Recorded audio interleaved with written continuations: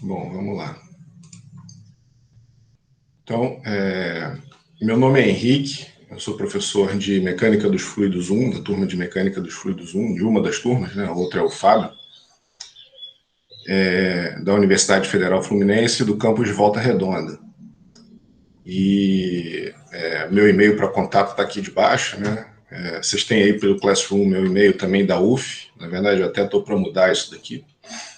Minha sala lá na UF é a D09, e qualquer coisa vocês entram em contato aí comigo por e-mail, né? Nesse período de pandemia, mas acabando a pandemia, minha sala é a D09. Então, essa parte inicial aqui é só para mais ou menos a gente falar como é que vai ser a dinâmica do curso, as datas, a questão das aulas, né? Como é que eu vou levar as aulas aí ao longo do curso. Então, a primeira coisa, isso daqui é uma coisa que nunca funcionou muito bem, na verdade, essa questão aqui que eu sempre coloco. Se vocês entrarem lá no Classroom, deixa eu até entrar aqui para mostrar para vocês. Ainda não tem essa questão que eu estou mostrando ali, mas e eventualmente também é uma coisa que muita gente acaba não usando, enfim. É só uma coisa para facilitar. Se vocês vierem aqui em atividades, ó, aqui deveria abrir aquilo que está lá naquele slide ali, né? Deixa eu só mostrar aqui, porque a minha turma de máquinas de fluxo está lá.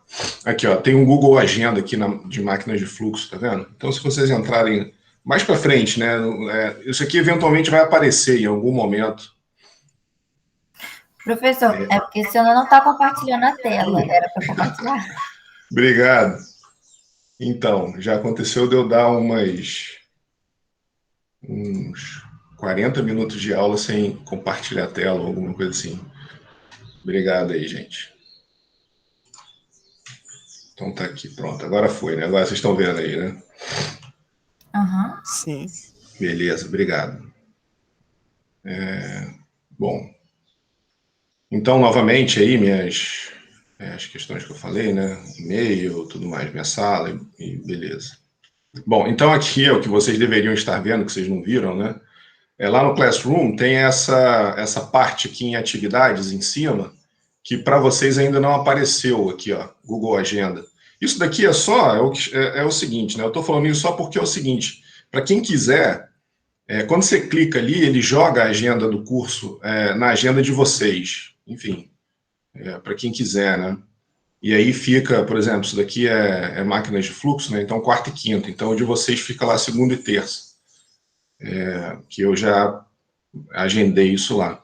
Antigamente, na própria reunião do Google Agenda, tinha um link da aula, e aí eu vi que esse período mudou, né? Parece que agora, não sei se o período passado já tinha, eu não vi, mas eu acho que agora a própria aula, ela é associada ao Classroom. Então, você entra lá no Classroom e tem o link lá já da aula, o que eu acho que é mais conveniente, né?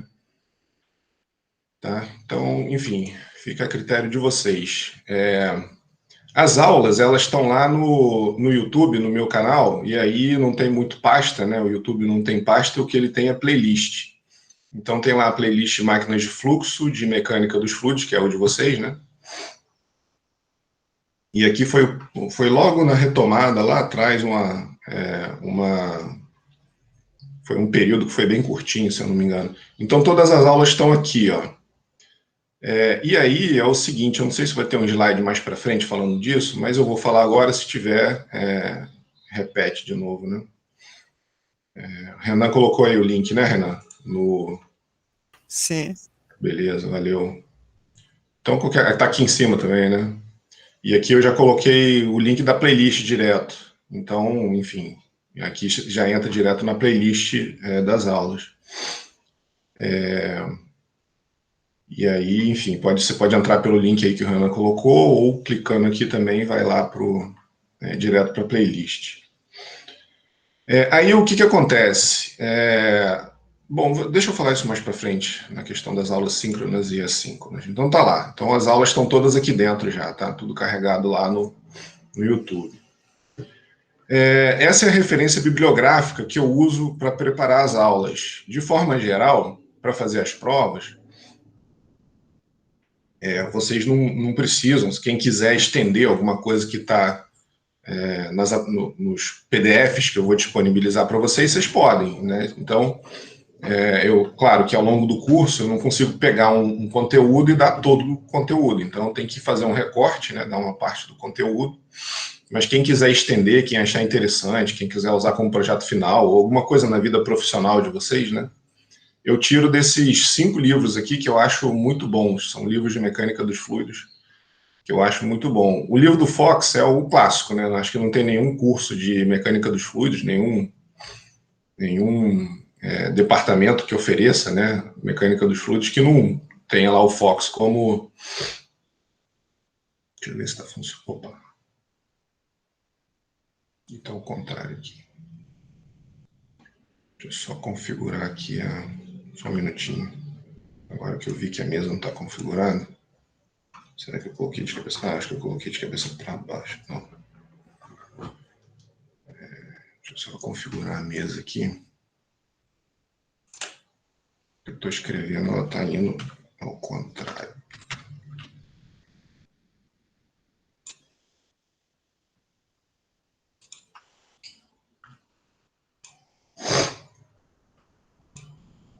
Opa. Eita.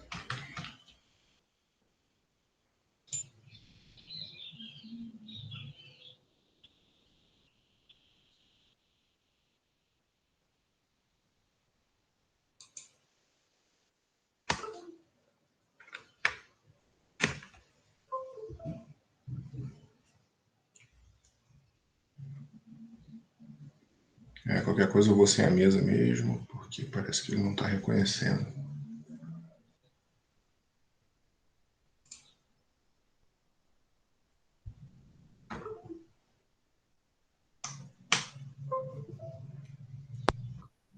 Tudo bem, não tem problema não. Eu estava tentando ligar a mesa digitalizadora aqui, mas não está. Enfim, aqui, ó, o que eu estava falando é que o livro do Fox é o tradicional, né? O livro tradicional que vocês já devem ter ouvido falar aí ao longo da vida de vocês, da universidade, né? Só que eu acho, assim, aí é meu ponto de vista, né? Cada um tem sua preferência. Eu acho que o livro do Fox, ele é muito direto, né? Eu gosto muito do livro do White, e isso tem lá na biblioteca da UF, tem esse livro lá. Claro, agora vocês não vão conseguir acessar, mas no futuro, aí quem quiser comprar, não sei se para ficar aí na biblioteca da vida profissional de vocês, é um livro que eu recomendo. O livro do White ele é um pouco mais explicado, um pouco mais detalhado que o livro do Fox. Aí, meu ponto de vista, né? Quem quiser comprar, vale a pena ir na biblioteca e dar uma lida em todos eles para ver qual que vocês preferem, né? Esse daqui, do Simbala, né? O Sengel, né? Esse cedilha aqui é de Sengel. É um livro que eu gosto muito também. Só que ele é tão bem explicado que ele tem mais de 1000 páginas. Então ele tem detalhes assim mais de vida real, tem uns experimentos, claro que todos eles aqui têm, né? Mas esse cara aqui, né, o livro do Sengel, ele tem uma linguagem um pouco mais leve, assim, ele faz umas piadinhas ali ao longo do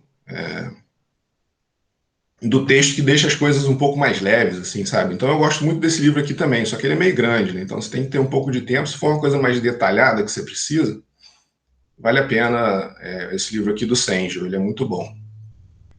E aí os outros dois que eu gosto também, né? Não que eles não sejam muito bons, mas também, enfim, se for por ordem de, vamos dizer assim, de importância, que eu diria, ou sei lá, que eu acho melhor, né? Seria o White, depois esse do Sengel aqui, depois o do Fox, e esses dois aqui empatados. Eles são muito bons também, são um pouco menos conhecidos, né? Esse Potter e esse Munson aqui, mas tem bastante coisa da aula que eu tiro desse livro aqui também. Então, por que eu faço isso, né? Por que eu usei esses 5? Porque às vezes tem coisa que está melhor explicado em um do que em outro. Tá? Então, mas de forma geral, o White é muito bom, né? Eu acho um dos melhores, o Sengel logo atrás, aí o Fox, e depois esses dois aqui do Potter e do Munson, tá? Mas tem um pouco do material de todos eles ao longo de todo o curso. E para a prova, isso que eu quero falar para vocês, né? Para a prova aqui na disciplina, basta os PDFs que eu vou disponibilizar para vocês, as aulas que vão ficar gravadas lá, né, no YouTube, e a lista de exercícios. Então, essas coisas, vocês acompanhando, fazendo a lista, consultando o monitor, né, eu vou passar para vocês os dados do monitor também, e pegando as aulas lá em PDF, é o suficiente. Então, mas claro que a vida de vocês não é...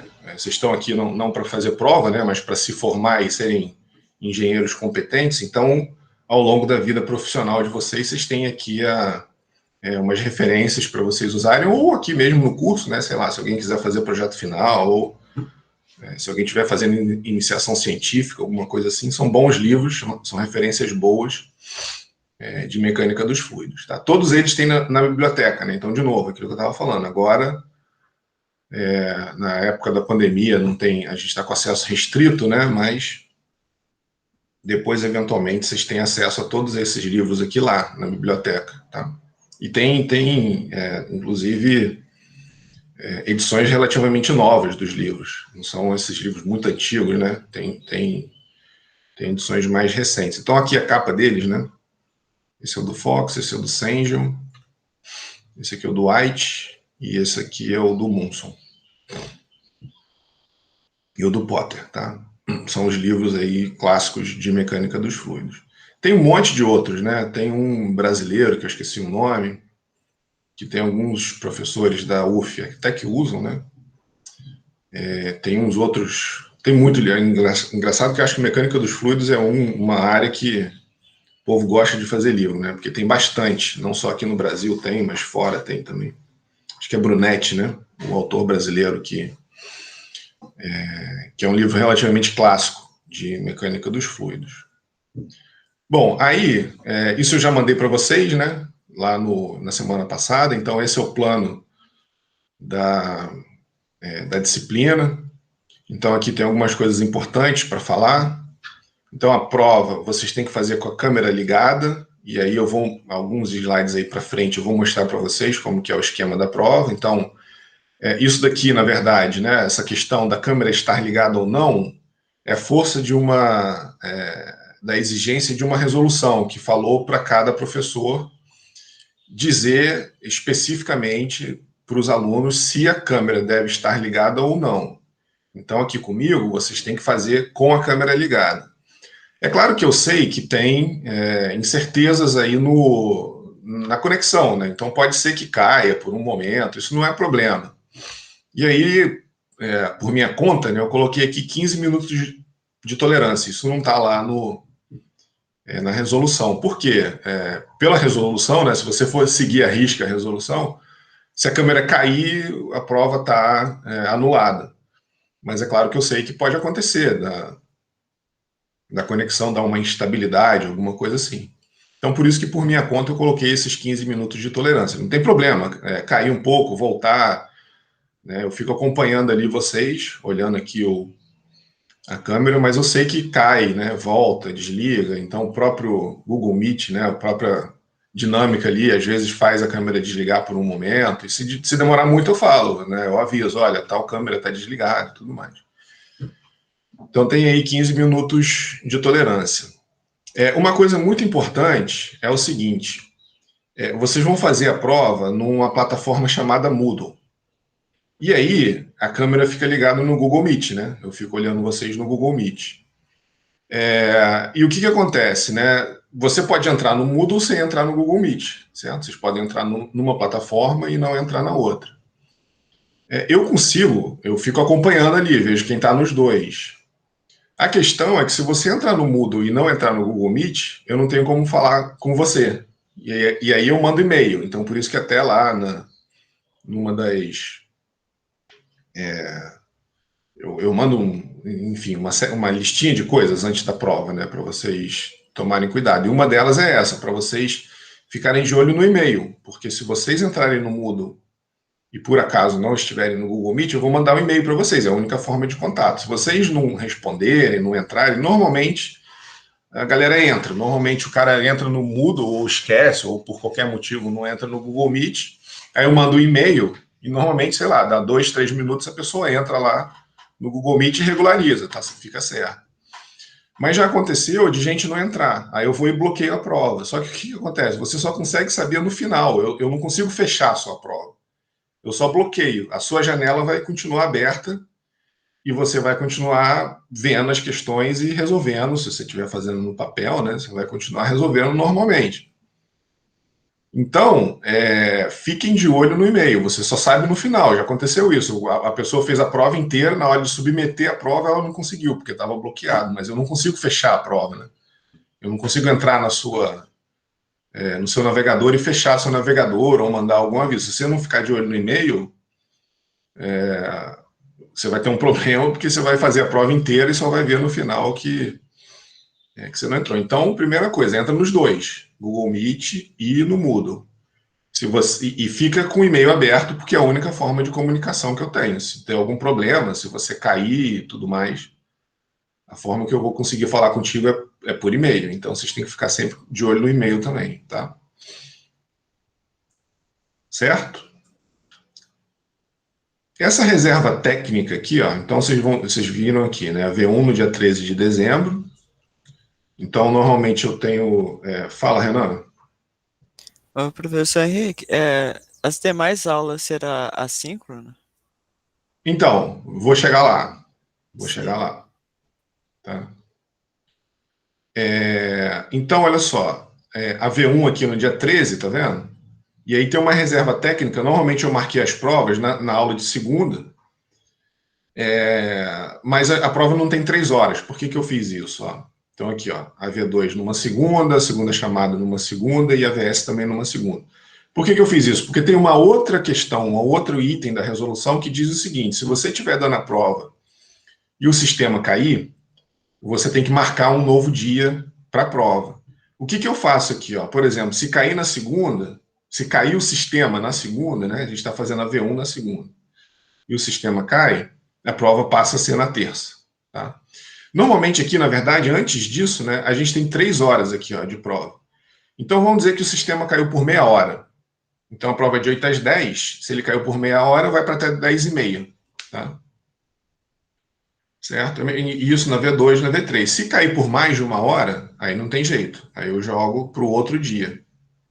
Tá? E se você tiver um problema, aí que é uma coisa importante para vocês. Quem tiver tido problema, então, sei lá, se toda a turma conseguiu fazer e só um aluno teve problema, sei lá, caiu a luz, caiu a energia, você pode me mandar uma mensagem que você tem direito a fazer a prova no dia seguinte. Mas você tem que me avisar até meio-dia, tá aqui, ó. Você tem que me avisar até meio-dia, porque senão eu não vou ter tempo de preparar a outra prova, tá? Então aqui, se todo mundo fez prova, mas sei lá, 2 ou 3 pessoas tiveram algum problema, vocês podem fazer a prova, outra prova, né, no dia seguinte, tá? Desde que vocês me avisem até meio-dia do dia da prova, né? Até meio-dia do dia 13, até meio-dia do dia 17, tá? Certo? Assim, aqui, isso daqui, ó, Classroom e Meet tem aplicativo para celular. Por que eu estou falando? Isso está conectado com esse primeiro item aqui, ó. Tem muita gente que não tem webcam, tem problema com webcam e tudo mais. Mas aqui está meu telefone, está aqui, ó. Se vocês abrirem o Gmail, vou mostrar aqui para vocês. Aqui, ó. Embaixo aqui, ó, tá vendo? Tem um ícone do e-mail e aqui tem um ícone do Meet, ó. Então vocês já devem ter visto isso, né? Só estou deixando aí para ficar registrado. Se vocês tem muita gente que faz prova com esse aplicativo, com o aplicativo do celular, tá? Não tem problema. Vocês podem acessar o Google Meet com o celular e usar a câmera, né? Todo mundo tem celular com câmera. Você acessa com o aplicativo, entendeu? E o Classroom também tem um aplicativo lá para telefone, tá? Assim, aqui é o que eu queria falar, talvez, Renan, se eu não responder a sua pergunta, você fala aí, tá? Vou falar das aulas síncronas e assíncronas agora. Pela resolução também diz que entre 30% e 40%, enfim, eu não lembro qual é a porcentagem, mas tem uma porcentagem lá de aulas síncronas com relação às assíncronas. Então, a maior parte tem que ser assíncrona, para dar flexibilidade para vocês. Então, a divisão está feita aqui. Vocês olham aqui, ó. Todas as aulas de conteúdo, eu coloquei assíncrona, então vocês podem assistir no momento que vocês quiserem.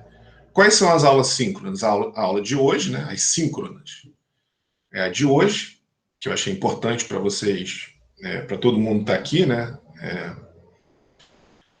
Não tem chamada, claro, não tem presença, não tem nada, só para ficar registrado que é uma atividade presencial para a gente interagir, caso tenha dúvida de vocês, mas claro, vocês podem mandar e-mail e tudo mais. Isso não invalida o fato de posteriormente, em alguma dúvida, você me mandar um e-mail, não tem problema nenhum, ou Classroom, seja lá o que for.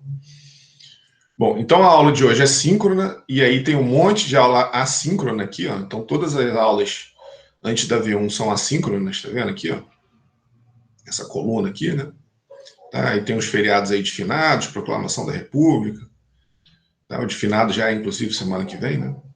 Aí proclamação da República e tudo mais. Puf. Então tudo que tá vermelhinho aqui é matéria da V1, tá? E aí, eu dou, claro, né? Eu termino aqui a matéria dia 6 para dar um tempo, para não ficar muito em cima, né? Então termino a matéria numa segunda, dia 6, a prova é na próxima segunda, dia 13. Então tem uma semana aí entre o fim da matéria. E é claro, eu espero que aqui vocês já comecem a fazer lista e tudo mais. Então, eu já vou colocar para vocês hoje todas as listas, o contato do monitor, todas as aulas, eu vou colocar tudo em PDF, né? Tudo lá no Classroom, tá? Então aí vem todas as aulas assíncronas, vocês podem assistir quando vocês quiserem. E a V1 é síncrona, né? Então tá aqui, ó, as provas são síncronas e a aula do dia seguinte também. Por que a aula do dia seguinte da prova é síncrona? Porque se tiver algum problema aqui, ó, na prova, a próxima atividade ela tem que ser síncrona porque a prova vai cair ali naquela será, né, nesse dia que está marcado como síncrono, tá? Aí vem a síncrona, aí a V2, aí aqui tem um síncrono aqui no meio, ó, só por causa da vista da V1, né? Normalmente a vista é uma coisa assim, eu não deixo amarrado, não. Então aqui a vista está num dia específico, mas vocês podem me procurar sempre depois da V1, a qualquer momento, tem gente que faz no dia e tudo mais. Tá? Então eu deixo aqui porque pela resolução, de novo, né, tem que estar lá, tem que ter um dia previsto como atividade acadêmica, então deixo aqui registrado só para fins de atender o que está na resolução. Mas eu sou mais flexível, vocês podem me procurar em qualquer momento aí, tendo um horário na minha agenda e na de vocês, a gente pode ver a prova sem problema, recesso, fim de semana, o que for melhor para vocês. Tá? Então por isso que tem um síncrono aqui no meio, por causa dessa vista da V1. Aí vem assíncrono, né? Aí aqui tem uma aula de dúvida, porque eu acho que eu vou terminar a matéria antes, né? Então não estou nem contando hora aqui. Aí vem a V2, aí daqui para frente tudo é síncrono, porque a prova vista, né? Aqui de novo, né? Eu tenho que deixar aqui previsto no calendário como vista, vocês podem me procurar em qualquer momento. Aí segunda chamada, matéria toda, né? E a VS, tá? E aí, o que eu vou fazer, né? Então, por exemplo, as aulas síncronas, igual hoje, eu estou aqui ao vivo falando com vocês. Todas as demais aulas, tudo que está assíncrono aqui, já estão gravados, já estão lá no YouTube. Normalmente a audiência é muito pouca e a participação menor ainda. Então eu decidi não dar essas aulas, não gravar de novo, né? Porque todo período eu fico gravando a mesma coisa, para mim, eu já sei, né? Já está lá tudo gravado e a participação é baixa. Então já está lá, já está tudo gravado, já tem 3 ou 4 períodos lá, eu acho melhor vocês olharem. Eu vou botar o link, né, da aula que eu acho melhor vocês acompanharem, que vai ser a mais recente, ou seja, do primeiro período de 2021, que eu gravei semestre passado. E aí vocês assistem no momento que vocês quiserem. Eu vou deixar, então, por exemplo, a aula de amanhã eu vou colocar o link no Google Classroom. Ó, a aula é essa e essa, são 2. Porque quando eu estou dando aula, e é o que a gente vai fazer hoje também, né? Eu dou uma parada. Então eu dou 1h15, aí paro para respirar, beber uma água, tomar um café, ir no banheiro, aí mais 1h15. Então por isso que todas as aulas são divididas em 2. Então é uma parte de 1h10, 1h15 mais ou menos, 1h20, depende, né? E aí uma outra parte de 1h20. Então eu vou botar o link lá para vocês, dessas 2 aulas de cada dia, né? Porque eu paro no meio, por isso que são 2 aulas em cada dia. Mas vocês que se quiserem assistir de períodos passados, se ficar alguma dúvida naquela aula, se quiser olhar na aula anterior, aí vocês que sabem, pode me mandar e-mail. A gente pode marcar, normalmente no dia da aula eu estou disponível para vocês, então se vocês tiverem dúvidas conceituais, toda segunda e toda terça eu estou disponível de 8 às 11 na segunda e de 8 às 10 na terça. Então a gente pode inclusive marcar um Google Meet, fazer o que a gente está fazendo aqui para tirar dúvida, não tem problema nenhum. Vocês podem falar, na aula tal, tantos minutos, eu não entendi, aí eu vou e explico para vocês, entendeu? Então eu estou disponível para vocês nesses dias e nesses horários. Então já está, quer dizer, é a minha obrigação, né, é estar disponível nesses dias e nesses horários. As aulas já estão lá, então qualquer dúvida só me procura. Segunda, quer dizer, vocês podem me procurar a qualquer momento, qualquer dia, qualquer hora. Mas nesse dia, nessa hora, necessariamente eu vou estar mais facilmente disponível. Claro que um dia ou outro eu posso ir no médico, alguma coisa assim, e eventualmente naquele dia posso não estar disponível. Vou evitar fazer isso, vou evitar marcar qualquer coisa. No dia 16 eu já adianto que minha filha tem médico, então dia 16 aqui, se alguém precisar, eu não vou estar disponível de manhã, mas nos outros dias não tenho nada marcado. Então 16 de novembro tem que levar minha filha no médico. Então já é um dia que eu não vou estar disponível aqui no horário da aula, tá? Eventualmente. Mas nos outros, sim, nos outros, até agora não tem nada que me impeça e estarei disponível para vocês em qualquer horário, né? Então, dia 16 de tarde, por exemplo, dia 16 eu não vou estar disponível no horário da aula, mas de tarde estarei, tá? Então, a gente vai se falando por e-mail, pelo Classroom, é só falar. De repente, no mesmo dia, se está uma dúvida, no mesmo dia a gente já se encontra. Se quiser juntar um grupo de aluno, enfim, aí vocês que sabem, não tem problema nenhum, tá? Beleza? Então tá aqui embaixo. Aqui o monitor, ó, João Calheiros. É o mesmo monitor do período passado. Tá? E aí eu não sei qual é o esquema que ele faz com vocês, né? Normalmente eu deixo isso livre. Eu acho que tem um Facebook aí que o monitor se comunica. Não sei se ele marca um dia de aula de resolução de exercício, não sei. Isso daí vocês têm que combinar com ele. Então aqui está o e-mail dele. E aí entre em contato com ele. Vou colocar lá no Classroom também o e-mail do João. Tá? Dúvidas conceituais são comigo. E ele recebe, né? Ele tem uma bolsa para resolver exercício com vocês. Então eu não resolvo exercício porque ele já recebe uma grana, né? Eu acho que para justificar o fato dele receber essa bolsa, eu acho que tem que forçá-lo a trabalhar. E aí, se vocês sentirem qualquer insegurança, vocês podem me procurar e eu converso com ele. Não precisa ter nenhum constrangimento, porque isso é normal, né? O monitor, às vezes, ele fica um pouco inseguro e tudo mais. Então, enfim, tem exercício que até eu me enrolo, né? Isso é normal. Não é difícil isso acontecer. Então, ele, sei lá, eu já falei isso com ele também, né? Porque normalmente o caminho vocês tiram dúvida com ele, se ainda não ficou legal, ele me procura para ele aprender, né? Para ele saber e também, se eventualmente depois ele precisar tirar a mesma dúvida, ele já sabe. Então não tem problema nenhum, ele pode me procurar, vocês podem me procurar, se tiver algum ponto que não tiver ficado muito legal. Tá? Acho que eu falei demais. Renan, tirou sua dúvida, cara? Você tinha, eu não sei se eu falo. Tirou. Beleza. Aqui tem um recesso, né? No final do ano tem um recesso aí. Na verdade, vai tirar só 2 aulas nossas, né? Só, o recesso é de 1 semana e pouco. Mas é só dia 27 e 28, né? Só essa semana aqui. Depois a gente já volta no dia 3. Tá? Alguma dúvida aí com relação ao calendário, planejamento, alguma pergunta? Professor, Diga. eu vi nos seus vídeos no YouTube e que períodos passados tinha mudado o conteúdo em relação.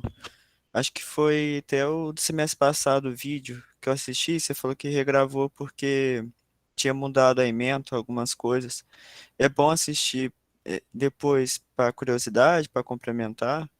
Não, cara, na verdade é o seguinte. Então, esse ponto que você falou é importante. A ementa de McFlu, cara, é uma loucura. A ementa de McFlu de vocês, de Volta Redonda. É uma coisa assim que não tem como, né, é humanamente impossível para mim e para vocês, é pior ainda para vocês, seguir a emenda do jeito que está no papel, do jeito que está lá, entendeu? Na prática, não fica legal. É uma coisa assim que fica jogado. E olha que eu dou aula no slide, né? Se fosse no GIS, a coisa é pior ainda, porque aí você perde tempo escrevendo, não sei o quê. Então, o que nós fizemos, né, nós, eu, o Fábio, o Alexandre e o Cleiton, foi trazer um pouco mais para a realidade, assim, para dar tempo de fazer exercício, para explicar com mais calma. E, na verdade, né, na prática, ninguém seguia. Assim, na prática mesmo, o Fábio não seguia a ementa que está no papel. E eu tentei seguir no primeiro semestre que eu dei, mas, cara, não tem como, assim, não fica legal. E aí a gente, na verdade, mudou o papel. Assim, eu tirei alguns contos, por exemplo, camada limite. Foi uma coisa que eu só consegui dar no primeiro período que eu dei aula. Então não dei mais, porque eu vi que não dá, não faz sentido. Então tirei camada limite. O que mais? Tirei algumas coisas. Então, na verdade, o que aconteceu é que eu tirei coisas com relação aos 2 primeiros períodos que eu dei. O semestre passado já está, vamos dizer assim, ajustado, entendeu? A coisa já está mais de acordo com o que eu vou seguir daqui para frente. E o que o Fábio dá também, né? Porque eu e o Fábio, a gente tenta mais ou menos. Eu sei que, claro, cada um tem a sua característica, mas vamos dizer assim, em linhas gerais, vocês têm que sair formados, independente de qual professor que se pega, né? Vocês têm que sair aqui com conhecimento de MacFlu. Então, nós dois, mais ou menos, estamos alinhados em termos de conteúdo. Então, o que está nesse período, o que eu daria, se eu fosse gravar novamente, seria exatamente o que foi gravado no semestre passado. Entendeu? Então, do semestre passado para o retrasado, ou do retrasado para o anterior, é que mudou um pouquinho mais, assim, que eu cortei coisa, teve alguns assuntos que eu reformulei, mas agora vai ficar do jeito que está. Tá? Não sei se foi isso que você tinha perguntado, Renan. Era isso sim, obrigado. Isso. Então, mantém. É o que está semestre passado lá, vai ser vamos dizer assim, o roteiro, né, do que vai ser esse semestre. Tá? Então, por isso que, assim, claro, né, tem coisa que eu dei semestre passado, que eu dei nos semestres anteriores, que eu não dei no passado. Aí você não precisa ver. Mas você sempre vai achar o do semestre passado nos anteriores, entendeu? Você não vai achar no anterior muita coisa dos outros. No 2021-01, tem coisa que não está. Quer dizer, desculpa, tem coisa que eu tirei, entendeu? Mas não tem nada a mais. Então você sempre vai achar nos semestres anteriores. Mas é bom você olhar, você dá uma olhadinha no anterior. Você pode ver os outros, mas se você vê alguma coisa que eu não dei, entendeu? Se você passar lá para trás, para o segundo de 2020, você vê alguma aula lá que não está nessa ementa que está aí na tela de vocês, não se preocupem, porque é isso que eu estava falando, eram coisas que a gente tirou mesmo. Tá? Beleza? Na medida do possível, tenta seguir o que está no semestre passado. Certo? Primeiro de 2021, tá? Sim. Aqui é uma tela do Moodle, né? Que é onde vocês farão prova. Vocês vão receber um e-mail, aguarde. Não sou eu que cadastro, isso daqui é o CEAD, né? Centro de Educação à Distância da UF, que coordena, né? Que faz esse cadastro. Então, eu espero mais ou menos, porque ainda está no período de ajuste, tem muita gente que entra, que sai, que tranca, que chega. Então, eu espero um pouquinho, porque o Classroom ele é integrado com o quadro de horário da UF, né? Sempre que muda a turma, na noite seguinte o Classroom atualiza, ele vai atualizando. Mas esse daqui não, eu tenho que ficar mandando o e-mail para eles. Eu tenho que ficar mandando uma lista, né, de alunos para eles. Então eu espero dar uma estabilizada. Então daqui a umas 2, 3 semanas eu mando. A prova aqui, ó, 1, 2, mais ou menos lá na semana. Eu vou tentar mandar um pouquinho antes, né, mais para vocês irem se acostumando, mas é rápido, né? Esse teste que eu faço aqui é coisa rapidinha para vocês se acostumarem. Então, mesmo que seja dia 23, vocês têm tempo de sobra até a prova, porque é um testezinho bem rápido que vocês têm que fazer, tá? Mais para vocês se acostumarem. Não vale nota, não vale nada, tá? Então, esse é o layout lá do Moodle. Aí vocês têm um enunciado aqui, tem um material de apoio, que é um PDF, para vocês verem a figura e tudo mais. e aí vocês vão colocando as respostas numéricas aqui nos quadradinhos. Aí clica lá em enviar e finalizar, e você já tem na hora a nota de vocês, tá? Aí aguardo o cadastro aí, vai chegar em breve, e aí vai ter um teste lá, quando vocês acessarem, e aí façam um teste mais para vocês verem, né, como é que vai ser no dia da prova, tá? Bom, aqui está só um quadro de resumo, né? A primeira prova e qual é o conteúdo da primeira prova. Então, conceitos fundamentais, hidrostática e análise integral. Só que a análise integral é muito grande, é uma parte da matéria que é muito grande, e aí dá para cortar. Ela é grande, mas ela tem partes independentes entre elas, então dá para cortar sem perder muito sentido, né? Então vai até o princípio da quantidade de movimento angular para um volume de controle estacionário, AV1. A segunda parte começa em análise integral, né? Então o mesmo conteúdo aqui que terminou, mas numa outra parte, a partir da equação da energia. Vocês vão ver que esse corte não quebra, vamos dizer assim, a linha de raciocínio, né? Apesar de usar o mesmo método de solução, que é essa análise integral aqui que eu estou falando, a gente fazer esse corte aqui e dividir não torna as coisas sem sentido. Tá? Então começa em equação da energia, passando por análise diferencial e perda de carga. Aí só ano que vem, né? É um período que vai durar 2 anos, né? Então começa em 2021, termina em 2022. Então dia 17 de janeiro vai ser a V2. Se hoje é dia 25/10, ó, a gente tem um pouquinho mais de um mês, né, 1 mês e meio até a V1, depois 1 mês até a V2, e aí tem um recesso no meio, né? Aí na próxima semana, aí é que vai de semana em semana, né? 17, 24, 31, né? Na próxima semana, a segunda chamada, matéria toda, né? Para quem tiver faltado alguma das provas, V1 ou V2, e a VS, matéria toda, último dia de janeiro, 31 de janeiro, tá? Então aqui está mais ou menos um resuminho aí do que vai ser em termos de conteúdo, né? Em termos de data, as provas aí de vocês. Bom, aqui algumas regrinhas aí, né? Isso daí fica aí para vocês olharem depois com calma. Isso aqui a gente já falou. Isso aqui a gente já falou também. Beleza. Assim, assim, isso aqui é uma coisa também que vale a pena comentar. Opa, apertei o botão errado aqui. É o seguinte, ó. Esse aqui. Se por acaso, eu tinha falado aqui, né? A gente faz a V1, se der algum problema na V1, a gente faz no dia seguinte. Se der problema no dia seguinte, aí não tem jeito, né? Aí todo mundo vai fazer segunda chamada. Né? Quer dizer, isso não está na resolução. Eu acho muito difícil, só teve problema um semestre em uma prova, esse lance do sistema cair. Só aconteceu isso uma vez. Você vê, eu estou dando aula online desde o começo da pandemia, né? 2020, né? Foi isso? Então já estou indo para o 4º semestre. Pô, e aí dou máquinas de fluxo e MacFlu. Cada disciplina tem V1, V2, segunda chamada e VS. 4 provas. Das 4 provas de cada disciplina, nos 4 semestres, que são 2 disciplinas, né, só uma vez isso aconteceu. Então eu acho improvável cair, acho mais improvável cair a segunda vez, mas deixo aqui registrado, né? Se por acaso cair a segunda vez, aí não tem jeito. É a segunda chamada. Só estou estabelecendo a regrinha aqui para a gente não ser pego de surpresa depois. Isso de novo, né? Isso não está na resolução. Eu só estou falando aqui para, se caso acontecer, eu acho muito difícil, né? Mas se acontecer de cair de novo,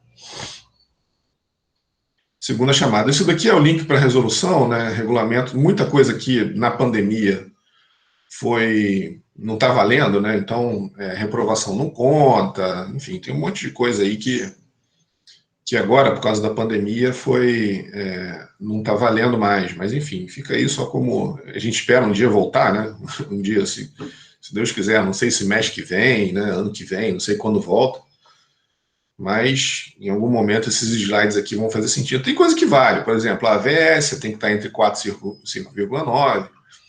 por exemplo, essa questão de frequência aqui não faz sentido, eu também não cobro frequência de qualquer forma, né? Mesmo presencial, eu não cobro, mas tem coisas aqui que continuam fazendo sentido, né? Se você tirar abaixo de 4, você não vai para a VS, por exemplo. Na VS você tem que tirar acima de 6, né? Então, fica aí registrado alguns regulamentos aí. Beleza?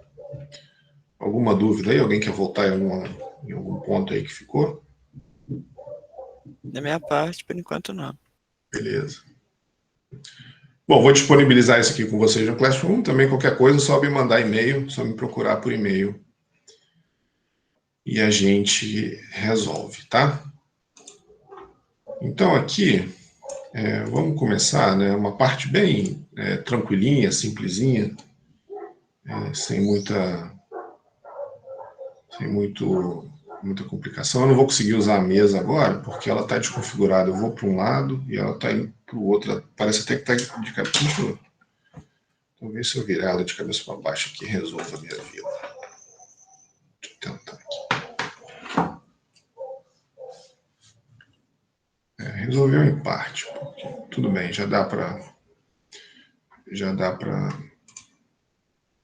resolver. Bom, então, a gente vai começar o curso, né? Essa aula de hoje é bem tranquila, falando de algumas definições básicas e sistema de unidades e dimensões, né? São coisas assim, muita coisa que a gente vai relembrar, muita coisa que conceitos que a gente vai usar ao longo do curso, tá? Alguns exemplos práticos aí do que mecânica dos fluidos trata, do que estuda e tudo mais, tá? Então, uma aula bem levezinha aí, mais para a gente aquecer os motores, né? A gente sair um pouquinho da inércia e começar a ver coisa um pouco mais pesada mais para frente. Então, a gente vai ver conceitos introdutórios importantes, aplicações e uma motivação geral para o curso, né? Então, o que a gente vai ver e o que a gente não vai ver também no curso, né? Então, aqui a gente tem um sistema de tubulação, né? Carregando fluido de um canto para o outro. Então, o que a gente vai fazer, uma das coisas que a gente vai fazer bastante por exemplo, saber quanto de energia que é dissipado quando o escoamento passa por essa rede de tubo, com um acidente, com desnível e tudo mais. Isso daqui, essa questão de análise de esforço, né, de arrasto num carro, forças aerodinâmicas que são exercidas. Isso aqui é um carro de Fórmula 1, né? O que a gente está vendo aqui é uma simulação por CFD do escoamento em torno do carro. Então, a mecânica dos fluidos, o interesse desse tipo de estudo aqui o construtor lá, né, a equipe de Fórmula 1, por exemplo, projetar dispositivos que vão fazer a máxima sustentação, vamos dizer assim, né, o carro ele ter a máxima aderência ao solo com o mínimo arrasto. E a gente aqui, na verdade, vai ver de forma introdutória como que isso é feito. A gente não vai calcular, aqui no curso a gente não vai calcular, e vocês vão começar a ver isso de forma bem introdutória também, porque isso é muito complexo, né? Vocês vão começar a ver isso de forma bem introdutória, mas um pouquinho mais estendido lá em MecFlu 2, quem for engenheiro mecânico, né? Quem for continuar, a galera de produção, metalurgia, metalúrgica, e os demais cursos que não são mecânica vão terminar, na verdade, não vão estender muito essa discussão. Quem for engenheiro mecânico vai estender um pouquinho mais. Mas isso daqui, né, um dos estudos da mecânica dos fluidos é justamente isso, essa interação Fala, Renan. É uma curiosidade que apareceu para mim. Nesse simulador aí, geralmente, no programa, ele coloca uma proporção menor do tamanho original? Usa uma proporção? Cara, essa é uma pergunta interessante, a Bessa, e é muito extensa, na verdade. Assim, a gente teria que... a resposta dela é complexa, porque quer falar alguma coisa aí, Yuri? Quer complementar alguma coisa da pergunta do Renan? Ou... Não, pelo que eu entendi, se a pergunta dele foi se o veículo, no caso o modelo utilizado, tem o mesmo tamanho do modelo... Isso, foi isso. Utilizado em escala real, né? Então, mas essa pergunta é complexa, porque quando você vai fazer... você pode ou não. Quando você vai reduzir a escala, tem uma parte de mecânica dos fluidos que chama análise dimensional. A gente não vê aqui, eu acho uma pena isso não estar na ementa, porque é muito importante, é muito interessante, na verdade, essa parte de análise dimensional, que é o estudo justamente de como reduzir a escala, mantendo a característica de força, de interação de força entre o fluido e o sólido. Quer dizer, então pode ou não, né? Quando você reduz a escala, você torna as coisas mais baratas. Mas você pode, eventualmente, né, perder alguma característica do escoamento, que eu acho difícil, na verdade. Porque, por exemplo, você vai testar um avião. Então, você quer saber fazer o projeto de uma asa. Normalmente, você reduz a escala e coloca dentro de um túnel de vento, né, que é um túnel com um ventilador enorme. Então, esse desenho aqui, isso daqui é um modelo, né? Você pode reduzir a escala e fazer uma simulação com a escala reduzida, ou você pode fazer uma simulação em escala real. Então, depende tudo da capacidade computacional. Você pode fazer um experimento com escala reduzida, um experimento com escala real. Então, a resposta para isso ela é extensa. Tem muitas partes de mecânica dos fluidos envolvida nessa resposta. Tem CFD, tem análise diferencial e tem análise dimensional. São 3 disciplinas muito importantes. Análise dimensional é para estudar como reduz. Análise diferencial é para estudar como que resolve essas linhas aqui que estão fazendo, e CFD é o programa que você joga lá e ele resolve. Então, pode ou não, a resposta objetiva é pode ou não. Se você está fazendo um modelo no laboratório, quer fazer um experimento, normalmente é mais fácil você reduzir a escala, porque você não, isso que eu estava falando, né? Você não quer construir um galpão do tamanho do avião para saber se a asa vai dar sustentação ou não para aquele peso que o avião está voando, né? Talvez um carro, você pode usar uma escala real, se você tiver um laboratório relativamente grande, ou você pode reduzir a escala para ficar mais barato, usar a técnica de análise dimensional para saber, né? Porque não é uma regra de 3, é uma coisa até um pouco mais complicada do que uma regra de 3, quer dizer, bem mais complicada, mas não é tão. Então, a análise dimensional é uma coisa relativamente simples, assim, né? Não é tão simples quanto regra de 3, mas não é tão difícil quanto CFD. Dá para vocês, sem problema nenhum, abrirem o livro e aprenderem. É bem tranquilo desse ponto de vista. Mas pode ou não, isso depende de muitas coisas, do seu espaço físico, do que você quer estudar, da sua capacidade de, sei lá, de implementar sensores, né? Você tem que ter sensores para fazer medidas, certo? Então, a questão depende. Não tem uma resposta simples ou direta, assim, é ou não é, reduz, não reduz, precisa, não precisa, tá? Depende muito do que você tem e do que você quer. Então, certo? Acho que é isso, assim, de forma geral, se reduz quando você faz uma coisa num laboratório pequeno, talvez uma primeira tentativa, né? Você faz uma reduzidazinha, para não gastar muito tempo também, faz uma análise, faz uma simulação, faz medidas experimentais, e à medida que os dados forem sendo coerentes, você aumenta a escala, e aí eu já vi modelo de carro em argila, né? Que o pessoal faz, talvez, não sei se para ver aerodinâmica, alguma coisa assim, ou as proporções, alguma coisa. Mas em escala real, estou falando em escala real de argila, então não sei se é para ver o design, alguma coisa assim, né? Certo, Renan? Não sei se eu te respondi, cara. Não sei se era essa a pergunta que você tinha. Respondeu. Tá, beleza. A gente vai ver uma parte muito simples de empuxo, né? Justamente na parte de quantidade de movimento angular. A gente não vai entrar em combustão, eu não sei nada de combustão, mas a questão da vazão mássica, né? Na verdade, o objetivo da combustão aqui, nesse foguete, é que você tenha uma massa, né, de fluido saindo com uma certa velocidade. Então, é isso que gera um empuxo aqui para o foguete subir. Então, essa questão, em termos de fluido, não em termos de combustão, a gente vai analisar aqui no curso, tá? Alguns conceitos, né, só para a gente dar nome aos bois aí, alguns conceitos, algumas nomenclaturas, né, para a gente falar a coisa certa, né? Então, na verdade, primeiro, né, o que é mecânica dos fluidos, né? Então, mecânica dos fluidos, o termo mecânica, né, e os engenheiros mecânicos talvez saibam bem disso, né? Qual a diferença da engenharia mecânica para a engenharia civil, né? Tem até aquela brincadeira que a engenharia civil é a engenharia mecânica com velocidade igual a zero, né? Porque tem muita interseção da engenharia mecânica com a engenharia civil. E a engenharia mecânica, a gente analisa, né, os engenheiros mecânicos que estão aí na disciplina, analisa as interações de força e movimento. Né? O engenheiro civil, de forma geral, analisa forças estáticas. Né? Uma ponte está parada, uma ponte não se move. Um prédio não se move, a gente espera que não, né? A gente espera que ele fique lá paradinho. Então, o engenheiro mecânico estuda a interação de força e movimento. E mecânica dos fluidos, né? A mecânica na física é justamente essa questão de relação de força com movimento. Né?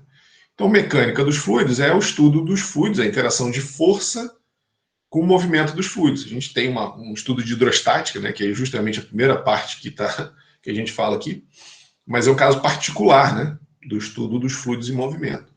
Então, a hidrostática, né, dentro de mecânica dos fluidos, é a parte que estuda fluidos parados, ou interação de força com estruturas em repouso, né, um fluido em repouso com estruturas em repouso. Então, a hidrostática, a gente estuda os fluidos parados, e a dinâmica dos fluidos, a gente estuda os fluidos em movimento sob influência de forças. Tá? E aí a gente faz análise da interação com outros fluidos ou suas fronteiras. Né? Tá? Beleza? Então, uma nomenclaturazinha aí para a gente acertar aí o que a gente está fazendo. Né? Talvez a coisa mais importante para entender o que a gente faz aqui. Né? Mecânica dos fluidos. A gente analisa força, relação de força, de fluidos parados ou em movimento, né? Com outros fluidos ou com as suas fronteiras. Bom, aplicação, isso daqui daria para a gente ficar falando os próximos 5 anos, né? Talvez. Então, propulsão, força fluido em estrutura, máquina de fluido, né? Enfim, sei lá, propulsão aqui, o foguete que a gente viu, força fluido em estrutura, uma barragem, máquinas de fluido, bomba, turbina e etc., lubrificação, né? Mancal de rolamento, mancal de deslizamento, engenharia biomédica, né? Enfim, isso daqui a gente conseguiria ficar aí um bom tempo exemplificando, né, as aplicações de mecânica dos fluidos. Tá? Aí, entrando ainda, né, nessas nomenclaturas, né, a subcategoria de dinâmica dos fluidos, lembra lá, né, que é a parte que estuda o movimento dos fluidos, né, a relação de força com o movimento dos fluidos, que estuda os movimentos de fluidos incompressíveis, é a hidrodinâmica. Então, a gente vai ver mais para frente essa questão, né, fluidos incompressíveis e fluidos compressíveis. Então, os fluidos incompressíveis são aqueles que a massa específica, né, ou densidade, se você preferir, ela fica constante. Então, por exemplo, a água ou os líquidos, né, dificilmente você consegue variar a massa específica deles, por mais que você comprima. Sempre varia um pouquinho, né? Um gás você consegue variar de forma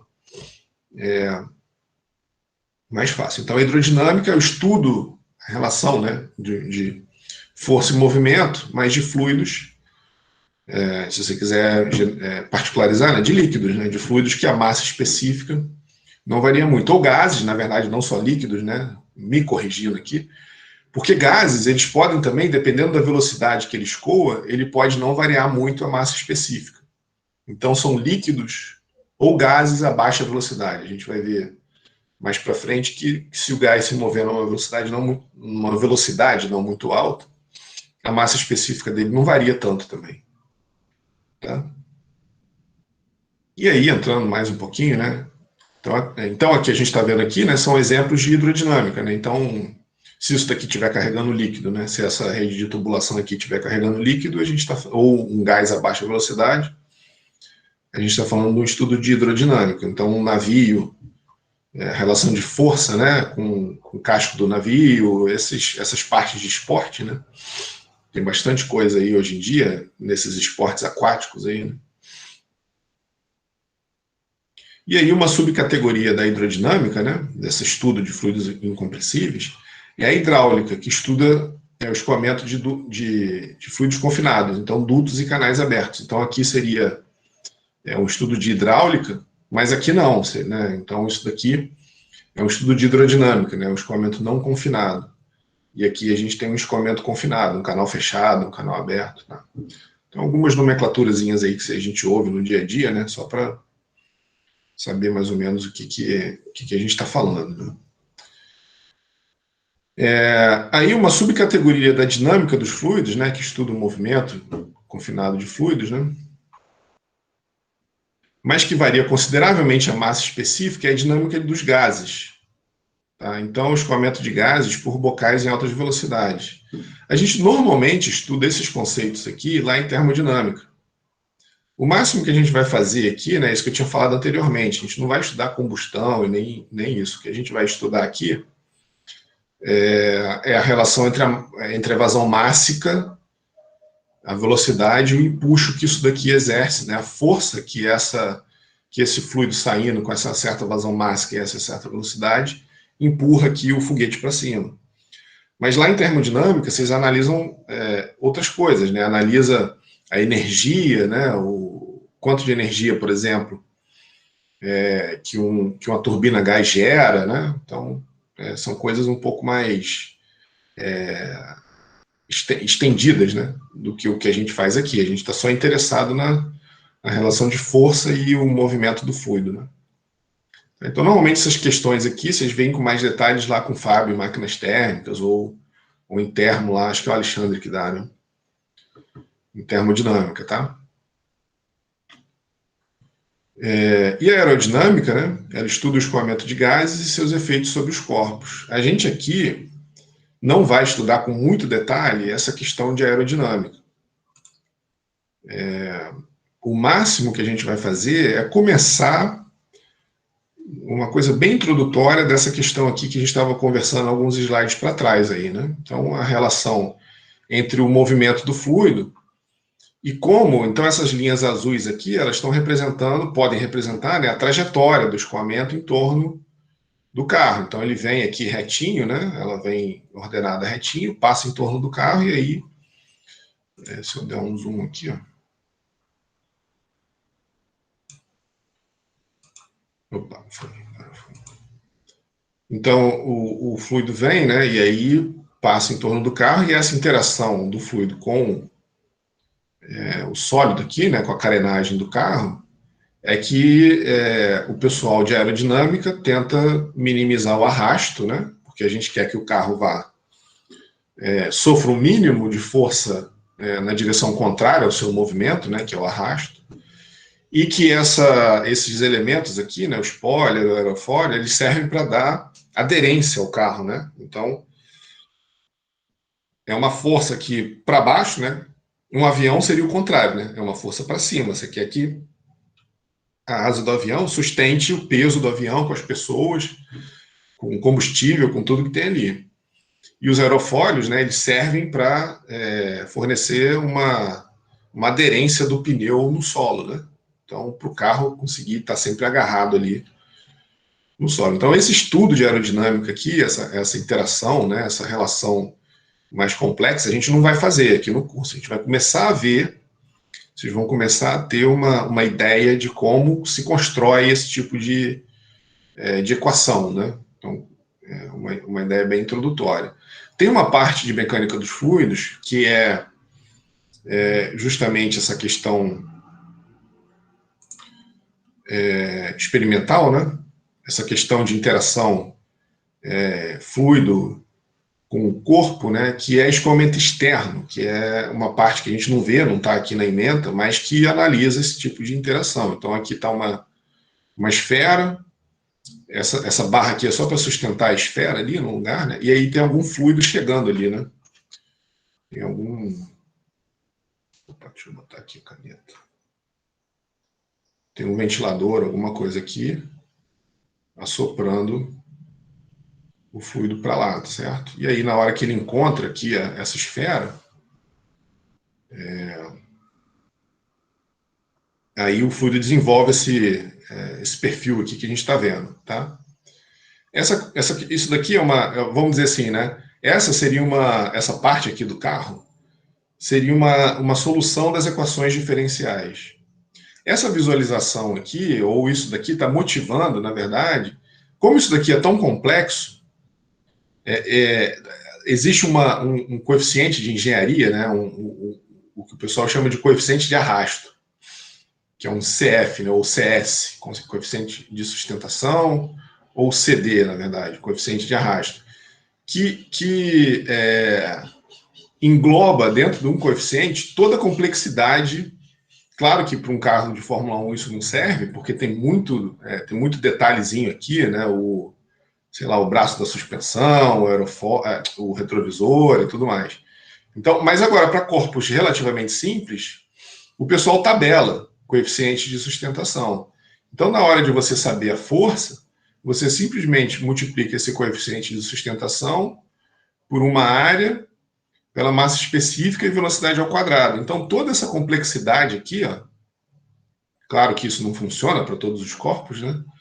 Mas aqui isso acontece, nesse tipo de exemplo, para a gente não ficar resolvendo equações diferenciais, o pessoal criou lá um coeficiente de sustentação e de arrasto para evitar de ficar fazendo conta muito complicada. Então tem uma parte que se chama escoamento externo, que a gente não cobre aqui, nesse curso, né? Tem faculdade que entra, que tem algumas universidades que entram nessa parte aqui, né? Mas a gente aqui não entra. Mas, enfim, é uma coisa interessante, bem simples, né? Não muito complicada, mas que é o estudo da aerodinâmica, né? Que é justamente o escoamento de gases e seus efeitos sobre os corpos. Então, aqui o exemplo, né? Por exemplo, de um carro um pouco mais antigo, e aí a gente tem uma formação de vórtices aqui, ó.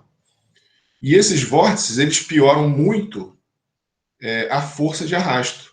Então, esse modelo aqui de carro, se você tem o mesmo motor aqui dentro, né?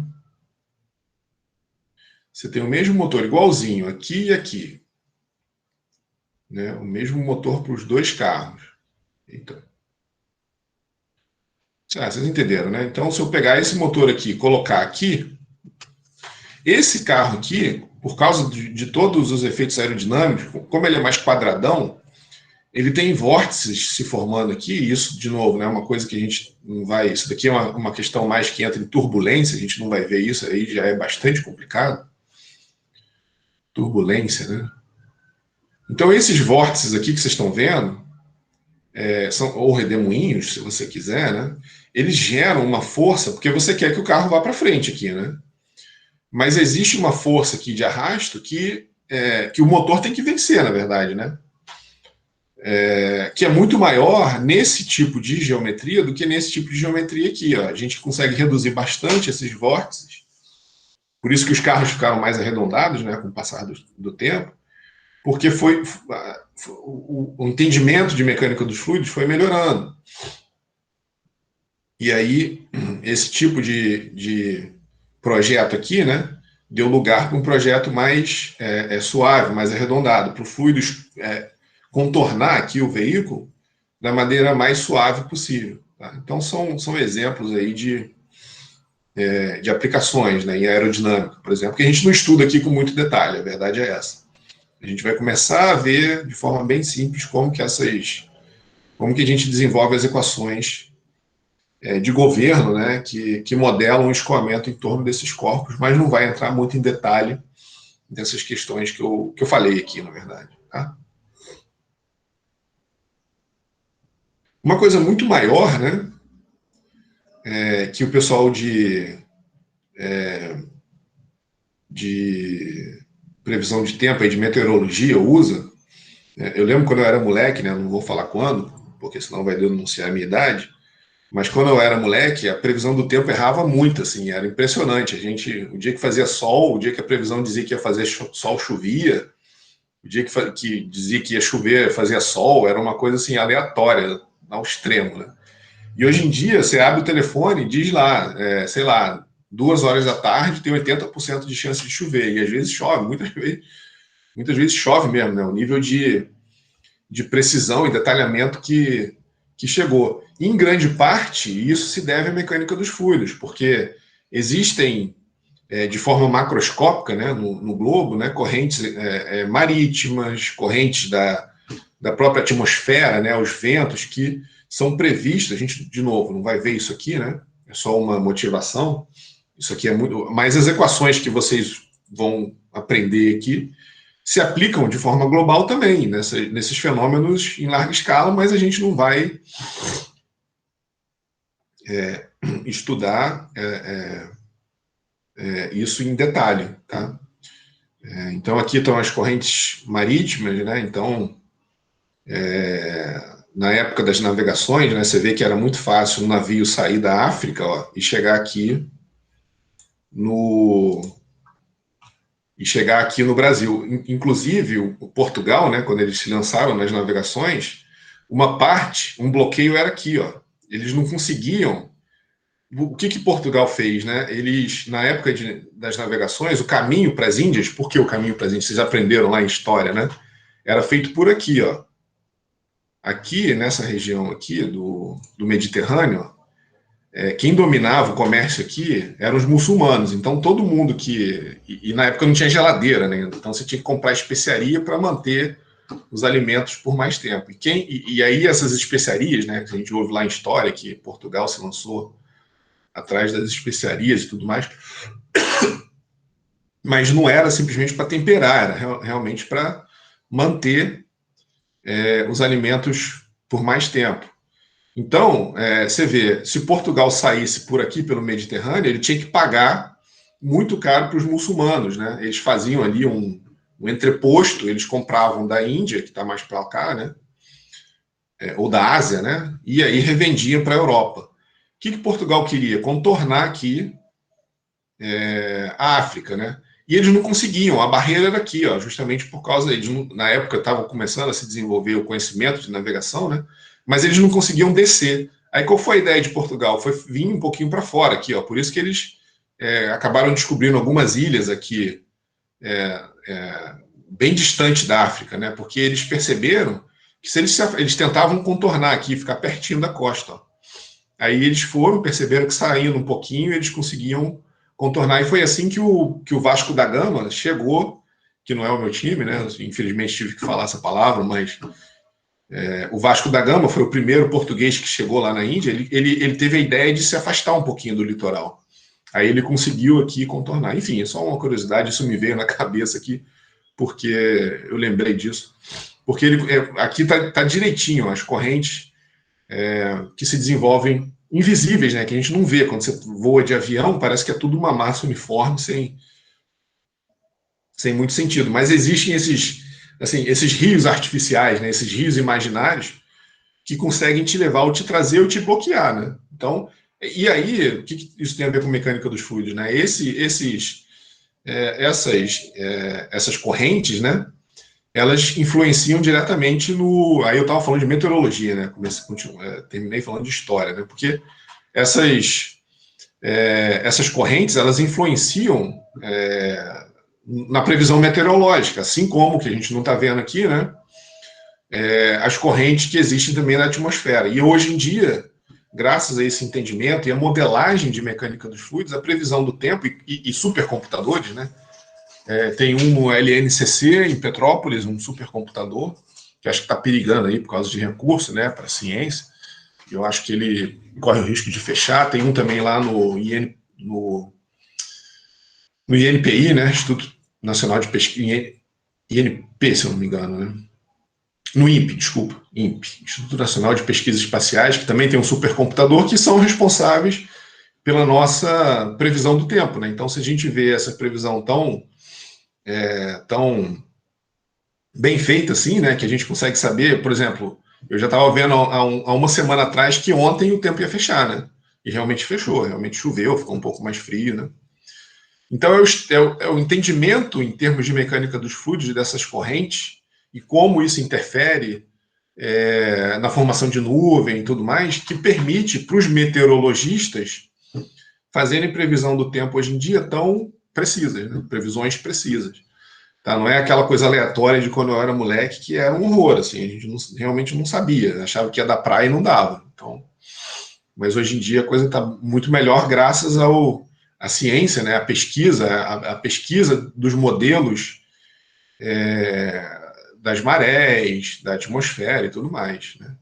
E empiricamente isso ajudou Portugal a contornar aqui, e aí eles pagavam bem mais barato, né? Eles não precisavam ficar pagando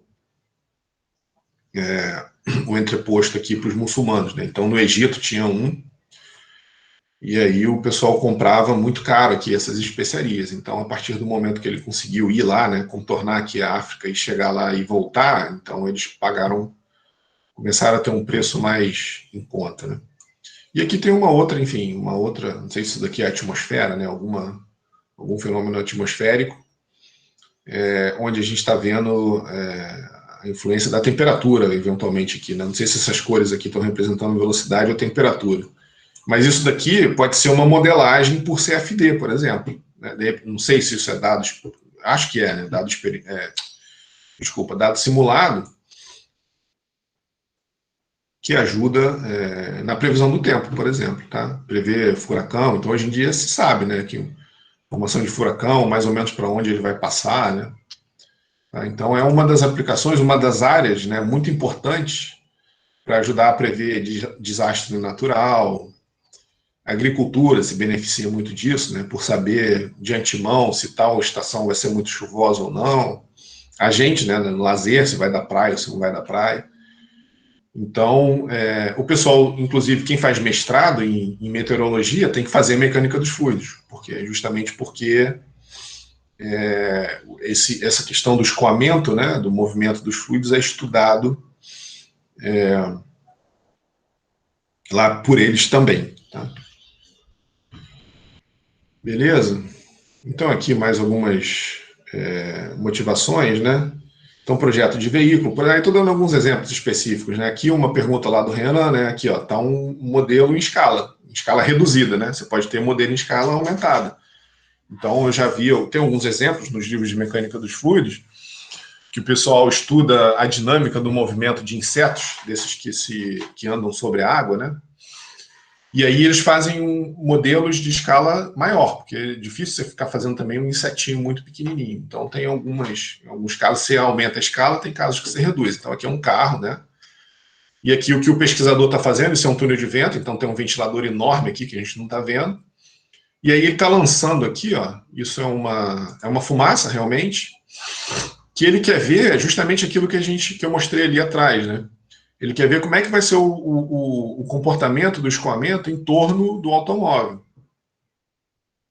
A gente consegue fazer isso por modelagem, que é o que a gente viu aqui atrás, ó, mas uma coisa não inviabiliza a outra. Cada uma dessas coisas aqui, né, seja por modelagem computacional, o famoso CFD, o ANSYS, que vocês têm aí nos computadores, né, a modelagem computacional não invalida o experimento, a gente vai ver mais para frente, que tem outras maneiras de visualizar, que não esse que o cara fez aqui, ó, esse daqui ele está lançando uma linha só, você consegue botar aqui um monte de origens aqui de fumaça e fazer uma visualização melhor do escoamento. Então tem um monte de técnicas de visualização. Mas uma coisa que eu quero dizer, na verdade, aqui a gente aqui, ó, eventualmente você consegue ver uma instrumentação aqui no pneu, ó, tá vendo?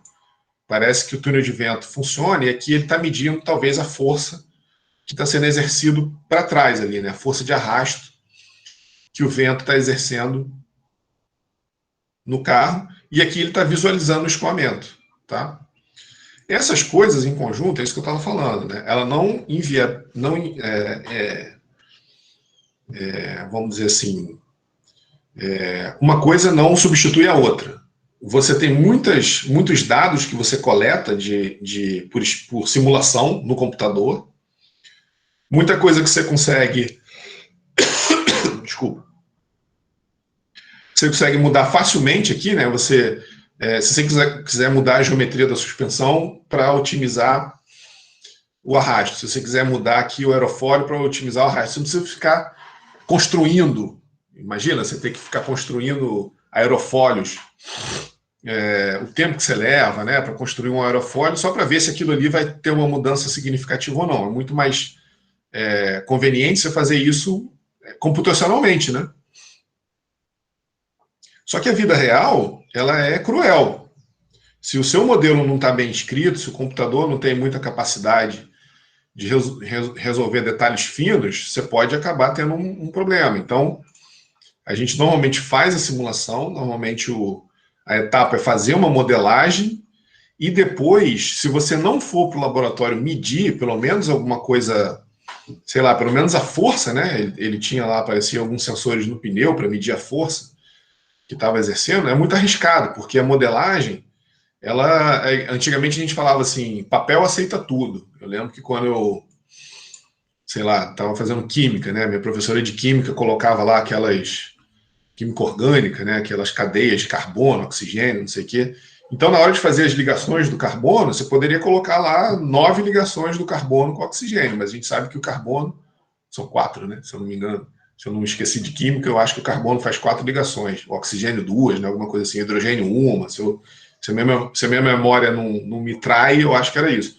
Mas a professora de química falava, não, no papel você pode colocar 200 ligações do carbono com qualquer outra coisa. Então, o papel aceita tudo. Hoje em dia, né? Alguns anos depois, o que eu posso dizer é que o computador aceita tudo. Se você fizer um desenho aqui e colocar um modelo que não corresponde ao que está acontecendo aqui, e apertar o botão, ele vai gerar alguma coisa aqui, mas será que tem fundamento físico, né? Então, você sempre tem que ir para o laboratório e medir. Eu acho que teve um ano que a Fórmula 1 teve uma equipe que não tinha dinheiro para fazer experimento, e eles desenvolveram um carro. Eu acho que teve uma história dessa, eu até peguei para colocar aqui, mas acabou que eu não tive tempo. Era uma equipe dessas pequenas de Fórmula 1, e eles fizeram o carro majoritariamente modelado no computador, e foi um desastre, assim. Simplesmente o carro não conseguia desenvolver, porque você faz tudo no computador, na hora de correr lá na vida real, é que você vai ver realmente se aquele modelo funciona ou não, né? Se aquele modelo computacional que você fez é válido, e não funcionou direito, porque essa etapa simula, mede, isso é imprescindível na hora de fazer modelagem, ainda mais, e pior ainda, num caso tão complexo quanto esse aqui. Tá? Então, a modelagem te dá muita muita conveniência de você não precisar ficar construindo, constrói, destrói, não funcionou, mas, por outro lado, você tem que tomar muito cuidado para sempre validar experimentalmente aquilo que você está modelando. Tá? Então, enfim, eu só voltei aqui e comecei a falar disso porque eu estava mostrando aqui, né, esse carro aqui, essa técnica de visualização, que se tudo der certo, se tudo for perfeito, essa linha aqui que ele está traçando deve ser, ou deveria ser, igualzinho a uma eventual linha dessas aqui que a gente está vendo. Tá? Se a gente pegar uma linha dessas aqui, né, uma trajetória dessa, se o seu modelo for bom, ele tem que ser igualzinho àquilo que a gente está vendo lá, tá? Certo? Mas sempre vai ter, sei lá, você tem que fazer um experimento muito bem feito e ter um computador muito bom para fazer essas simulações, tá? Certo? Então, mecânica dos fluidos, né, aqui no ponto de vista de projeto de carro, né, qual força que age no carro quando ele se move, né, então, quer dizer, é o arrasto, né, mas como otimizar essa força, né, como otimizar a forma do carro. A gente precisa fabricar um carro só para teste, né, então aquilo que a gente estava falando, né, eventualmente não, a gente faz um modelo em argila, alguma coisa assim, faz simulação, e aí, claro, depois tem que medir, né, experimentalmente. Essa questão do movimento de fluidos por tubulação, né, acho que ainda não inventaram uma maneira mais conveniente de transportar fluidos, né, que não seja por uma rede de tubos, né, e aí mecânica dos fluidos, justamente a gente, o que a gente quer, né, em termos de mecânica dos fluidos, né, qual a potência de bombeamento para uma vazão e perda específica, né, o que é perda aqui, ó, todas as curvas, todas as válvulas, elas, a gente vai estudar isso com bastante detalhe, né? Elas acabam gerando uma perda de energia aqui que a gente tem que dimensionar, a gente vai ver isso mais para frente. Então, sei lá, dimensionamento de bomba, você quer levar fluido daqui, né, desse ponto aqui para um outro ponto lá longe, qual a potência da bomba para isso, né? Ou, se você tem uma bomba, qual a vazão que você vai terá, né? Certo? Dentro do nosso corpo, uma área interdisciplinar que está crescendo muito, né, é a parte de bioengenharia. Então, eu já andei vendo trabalhos ultimamente em alguns congressos, que o pessoal modela o escoamento de fluido em artéria, em veia, né? Então, enfim, para saber a questão de entupimento de veia e tudo mais. É uma área muito complicada, porque o sangue ele tem uma característica peculiar, né? Ele muda bastante a viscosidade dele à medida que ele está sendo bombeado. Mas, enfim, é uma linha de pesquisa bem interessante. Isso daqui é a nossa rede de... não sei se aqui, aqui são as artérias e as veias, né? E toda a capilaridade que tem no nosso corpo. Então, é um estudo de mecânica dos fluidos muito complicado ainda, né? Mas que o pessoal está investindo nisso ultimamente. A gente não vai ver nada disso aqui. Quer dizer, o que a gente vai ver é o passo inicial que permite o pessoal a chegar em coisas complicadas. Isso daqui é o corte, a seção transversal de um joelho. Então tem essa membrana sinovial, tem um fluido sinovial, que é justamente o fluido que lubrifica, né, as juntas. Tá? Então, toda essa mecânica, né, essa mecânica em termos de força, toda a questão de fluido, isso daí é interessante. É altamente interdisciplinar, né? Tem muito de medicina, de engenharia, e dentro da engenharia tem de mecânica dos fluidos, tem estática, tem tudo aí. Né? Tá? Então tem bastante coisa aí para a gente ver. Isso é o que a gente estava falando, né? Então, uma questão de análise dimensional que a gente não vê aqui, né? Experimentos reais em escala de laboratório. Então, essa questão de modelo em escala, que até o Renan perguntou, né? Aqui a gente está vendo um avião bem reduzido dentro de um túnel de vento, né? O que é um túnel de vento? É um local que você tem um ventilador enorme assoprando o vento, né? Numa velocidade compatível com que o avião vai experimentar na vida real dele. E, claro, isso na escala, né? Então, aqui você reduz a escala da velocidade na medida que reduz a escala do avião. Então, tem contas que são feitas, não é regra de 3, mas também não é nada complicado quanto equações diferenciais. Então, essa questão de redução de escala é relativamente simples, tá?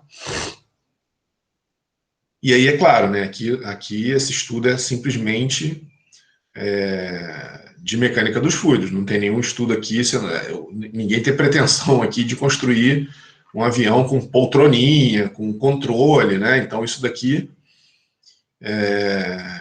um manchezinho pequenininho, não é isso, é uma coisa mais global, né? O detalhe é feito nos elementos externos para saber aqui como que o fluido vai interagir com a turbina e tudo mais, né? Certo? Com a asa, que parece que é uma turbina aqui, né? Engraçado, nunca tinha reparado nisso, agora que eu estou vendo. A turbina não está na asa aqui do avião, mas enfim. E aí você tem um sistema de sustentação aqui, né? E aí aqui você está mudando o ângulo de ataque aqui, ó, por aqui, né? Tá? Então, enfim, deve ter umas medidas aqui de força e tudo mais, né? Certo? Então, a mecânica dos fluidos permite reduzir, né, a escala desses aviões para a gente saber a interação de força, né? A interação de força e o movimento do fluido. Aqui está uma simulação, né? Aí aqui tem uma simulação. A gente tem duas fotos de túnel de vento e aqui uma modelagem computacional. Fala, Renan. Eu tava vendo um tempos atrás, foto de aviões, seja de guerra, geralmente a frente, a ponta é mais aguda, né? O ângulo de ataque, igual um avião comercial, ele não consegue ter um ângulo de ataque muito forte. Tá relacionado com a ponta do avião, alguma coisa assim, ou... Não sei, cara. Isso não é a minha especialidade, cara. Eu não sei. O ângulo de ataque que eu sei, que o pessoal estuda, e que eu já vi, é o ângulo de ataque da asa, né? Você está falando do bico do avião ou da asa? É... tá- Pior que eu não sei. Eu tava falando... Qual que é esse de guerra que tem? Eu tô confuso também. Entendeu? Porque olha só, quando a gente fala de ângulo de ataque em asa, é o seguinte: o avião ele voa majoritariamente na horizontal, né? Ele fica ali na horizontal. Com relação ao vento, né? Ele está indo, sei lá, para lá e o vento está indo para cá. na hora que ele está decolando ou aterrissando, o formato aerodinâmico da asa é feito para ele voar sempre de frente, né? A asa ali na horizontal, vamos dizer assim, né? Na hora que ele começa a ter um ângulo muito agressivo, isso é o ângulo de ataque. Esse ângulo entre a horizontal e a asa é o ângulo de ataque. Quanto maior o ângulo de ataque, pior. Porque aí é o que acontece que se chama de stall, né? Ele perde sustentação e cai. Então, o avião de guerra, ele tem uma permissibilidade maior, inclusive esse de acrobacia, um avião comercial não consegue voar de cabeça para baixo, porque a asa é feita de maneira que a força, a pressão seja maior embaixo do que em cima, isso que dá sustentação. Um avião de acrobacia, talvez os de guerra também, que você vê ele virando de cabeça para baixo, a asa tem que ser projetada para isso, talvez isso que seja um ângulo de ataque que você esteja se referindo. Um avião de guerra, talvez ele consiga, eu já vi avião de acrobacia subindo, eu não sei se ele sobe na vertical, com certeza, né? Ele vai descendo dando aquelas piruetas e tudo mais. Mas a asa é projetada para isso. Talvez o avião de guerra também, para ele ter mais mobilidade, né? E o avião comercial para ter mais conforto. Talvez seja isso. Alguma coisa nesse sentido. Mas tudo isso é estudo avançado, né? A galera que estuda a parte de aerodinâmica, né? Que é uma linha de pesquisa de mecânica dos fluidos, tá? Então, todas essas perguntas aqui são respondidas por mecânica dos fluidos, análise dimensional, parte de escoamento externo, modelagem, tudo mais, tá? Beleza? Sim. Bom, vamos... São 9h20, são 9h30 já, né? Vamos dar uma paradinha aqui, para a gente dar uma respirada, e também para a gravação não ficar muito longa.